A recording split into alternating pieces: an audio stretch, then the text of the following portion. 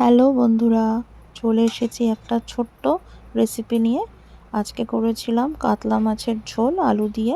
প্রথমে মাছগুলোকে ভালো করে ধুয়ে লবণ হলুদ মাখিয়ে রেখেছিলাম। আর এদিকে কড়াইতে সর্ষের তেল গরম করতে দিয়েছিলাম, ভালো করে গরম করে নিয়ে তারপরে লবণ হলুদ মাখানো মাছগুলো ভালো করে দিয়ে কড়া করে ভেজে নেব। আজকে একদম সিম্পল করে রান্না করব, যেমন ঘরোয়াভাবে রান্না করে। আর এদিকে একটু প্রেসার কুকারে জল নিয়ে নিচ্ছি। আলু তিনটে ভালো করে ধুয়ে প্রেসার কুকারের মধ্যে সেদ্ধ দিয়ে দিচ্ছি। সেদ্ধ আলু দিয়ে মাছের ঝোলটা করলে কিন্তু রান্নাটা তাড়াতাড়ি হয়ে যায়। আর এদিকে কতগুলো গোটা কাঁচা লঙ্কা রেখেছে, এগুলো আমি মাছের ঝোলে যখন ব্যবহার করব সেটা দেখতে পারবো। আর মাছগুলো এক এক করে আমি উল্টে পাল্টে দিচ্ছি। এক পিঠ ভাজা করে নেবো ভালো করে, তারপরে আর এক পাশ আর একবার করে উল্টে দেবো। আর এরকম হালকা পাতলা মাছের ঝোল খেতে কিন্তু ভালো লাগে। আর এদিকে একটু ভাজা মশলা করে নেবো। কড়াইতে আমি দিয়ে দিয়েছি গোটা ধনে, এটা পরিমাণ বুঝে দেবে। আমি এভাবেই রান্নাটা করছি, আর একভাবে রান্না খেতে না ভালো লাগে না। আর দিয়ে দিলাম খানিকটা গোটা জিরে। এবারে ভালো করে কড়াইতে নাড়াচাড়া করে নিচ্ছি। জিরে আর ধনেটা আলাদা আলাদা করে ভেজে নিয়েছি, এবার তুলে নিয়েছি। এবার একটা মিক্সচার গ্রাইন্ডারের মধ্যে দিয়ে আমি ভালো করে মশলাটাকে গুঁড়ো করে নেব। আর এদিকে সিটি পড়ে গেছে, আর আমি দুটো সিটি দিয়ে নিয়েছি এখানে। তো আলুগুলো সেদ্ধ হয়ে গেছে আশা করি, আর মাছটাও ভাজা হয়ে গেছে। মাছগুলো লাল লাল করে ভাজা হয়ে গেছে, দেখেই বোঝা যাচ্ছে। আর এরকমভাবে লাল লাল করে মাছ ভাজা কিন্তু এমনি গরম ভাতের সাথে খেতেও ভালো লাগে। তো মাছগুলো যাই হোক আমি তুলে নিচ্ছি একটা একটা করে।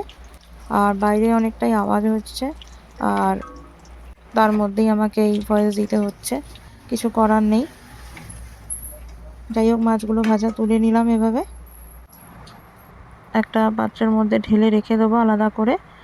আর এদিকে আলুটা যে ছুলে নিয়েছি দেখতেই পাচ্ছ, আর আলুটাকে এভাবে কেটেই নিয়েছি লম্বা লম্বা করে।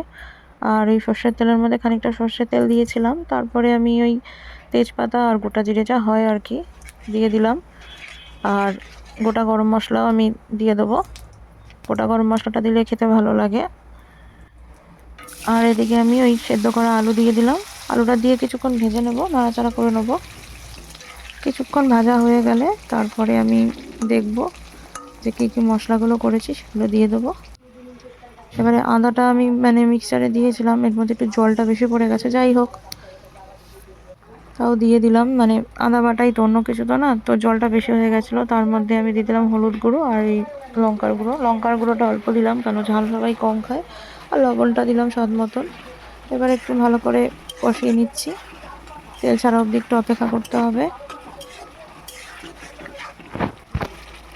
এবারে মোটামুটি হয়েই গেছে।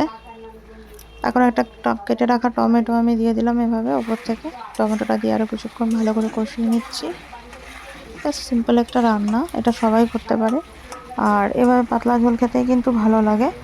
যাই হোক তেল ছেড়ে দিয়েছে, এবারে আমি এর মধ্যে একটু গরম জল অ্যাড করব। একটু গরম জল দিয়ে করলে কী হবে, রান্নাটা খেতে ভালো হয় আর তাড়াতাড়ি কিন্তু রান্নাটা হয়েও যায়। তো আলু যেহেতু আগে থেকে আরও সেদ্ধ করে নিয়েছি, সেক্ষেত্রে আলু তাড়াতাড়ি কিন্তু রান্নাটা হয়ে যাবে।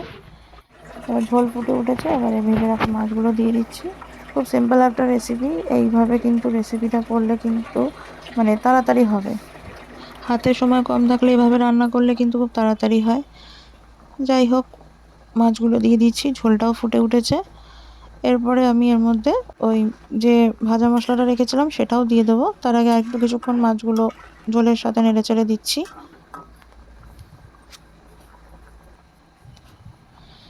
এবারে আমি ওপর থেকে যে ভাজা মশলাটা করে রেখেছিলাম, এবারে আমি ওপর থেকে ছড়িয়ে দিচ্ছি।